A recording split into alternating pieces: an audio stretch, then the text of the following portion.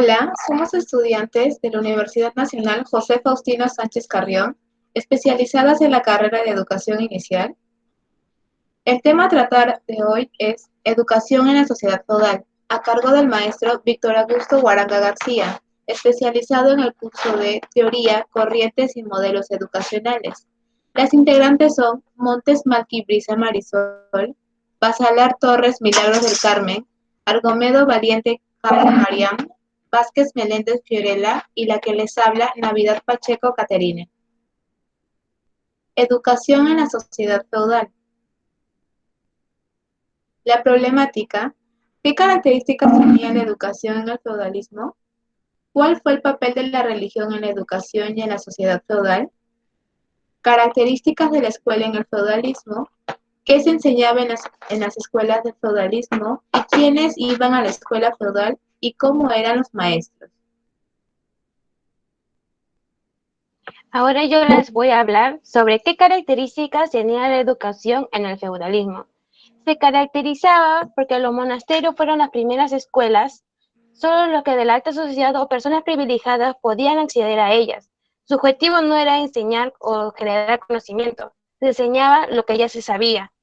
Se estudiaba la teología y la Sagrada Escritura. Solo recibían los hombres de clero la educación y se caracterizaba por ser religiosa y escolástica.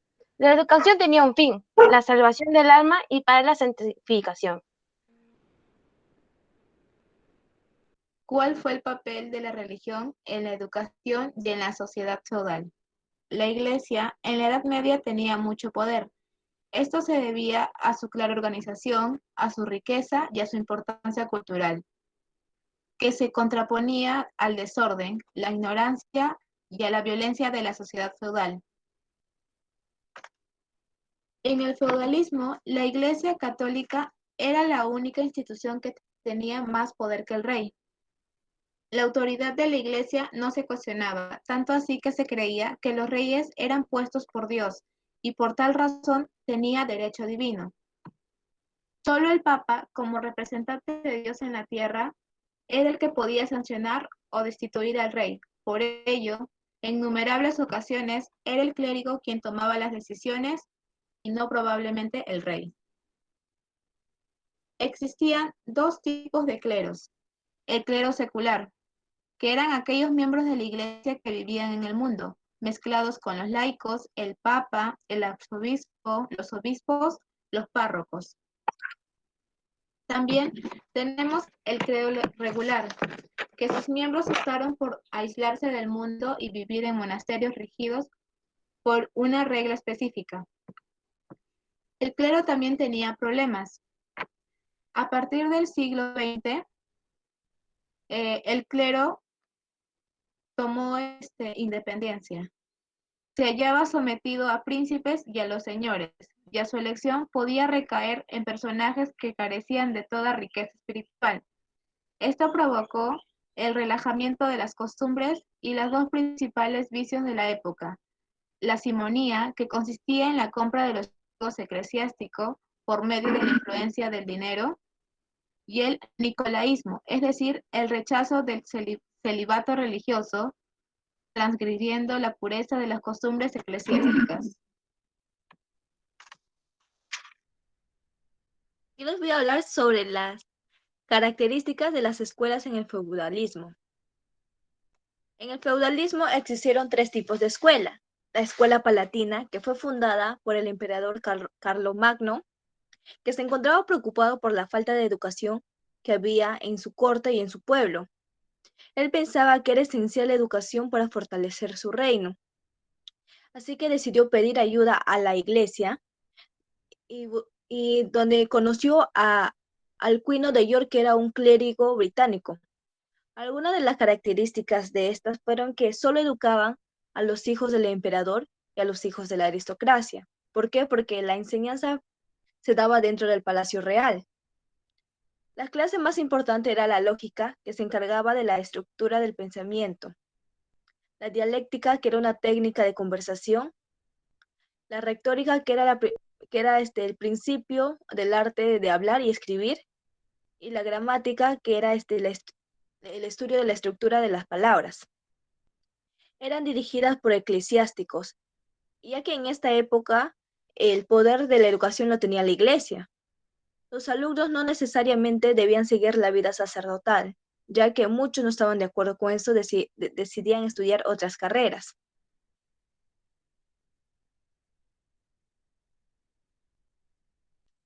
La segunda escuela fue la escuela monacal, que fueron instituciones educativas más importantes de la cristianidad latina en el siglo IV hasta el siglo VIII. Algunas de las características era que estaban ubicadas en monasterios, es decir, en conventos. Los preparaban esencialmente para la vida religiosa, ya que debían seguir la tradición y cultura de aquella época. Contaban con dos escuelas, la interior y la exterior. La interior era únicamente para los futuros monjes. Los monjes decidían servir a la sociedad y se aislaban para poder vivir una vida de oración. La exterior era para la preparación de los sacerdotes que se encargaban de los ritos religiosos, reservado para oblato, es decir, que solo pertenecían a los de la congregación católica. El tercero es la escuela eclesiástica. Esta escuela estaban afianzadas por el poder de la iglesia, casi parecido a la de la iglesia monacal. Algunas de estas características es que comprendían la Sagrada Escritura, es decir, que para ellos el texto más importante era la Biblia.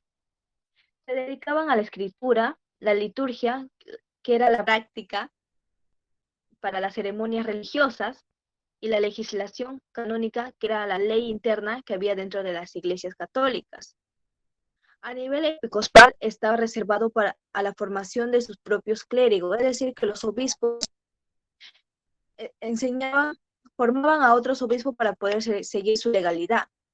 A nivel parroquial estaba abierta a los laicos, a todos sus fieles seguidores de la Iglesia Católica.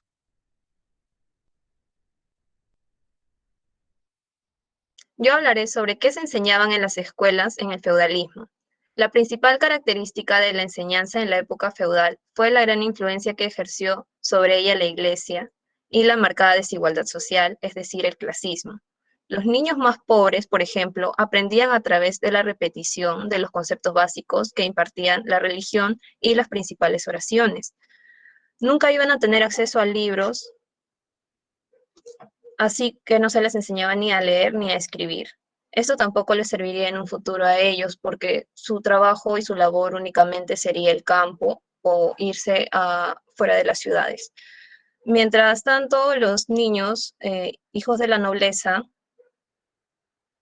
ellos podían ser educados por los profesores de la iglesia y por los miembros de la corte real. Esto consistía en aprender a leer, a escribir, a luchar y a montar a caballo, para que de esta forma se preparen si tal vez en un futuro surgirían algún tipo de guerras.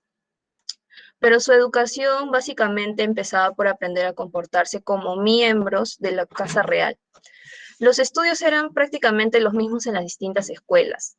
Estos constaban de el trivium, que estaba constituido por la gramática, la dialéctica y la retórica, y el quadrivium, que estaba constituida por la música, la aritmética, la geometría y la astronomía.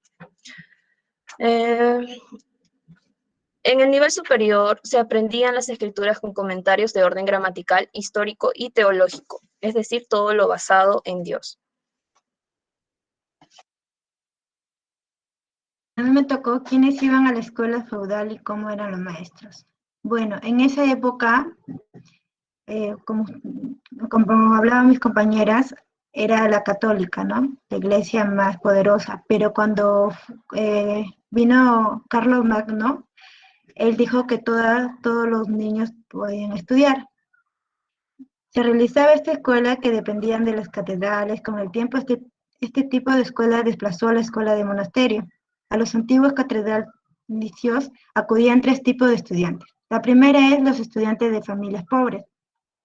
Eran elegidos porque mostraban especiales aptitudes para estudiar, disfrutaban de una especie de beca, la enseñanza era para ellos gratuita, recibían comida, ropa y alojamiento. Mientras estudiaban, sus vidas estaban orientadas a formar parte de la iglesia. de familias ricas y nobles tenían que pagar a sus maestros, residían en la ciudad con las mismas comunidades que en su casa. Los estudiantes mayores eran hombres instruidos que querían seguir aprendiendo e iban a las escuelas donde impartían de materias de las materias de su interés. En conclusión, el proceso de aprendizaje fue muy divertido y práctico. Es una excelente manera de aprender mientras haces tus deberes. De las experiencias es cuando más aprendes. Y no solo realizar las tareas fue dinámico, sino el hecho que haber practicado en cada proceso desde la instrucción hasta la evolución y la conclusión. Gracias.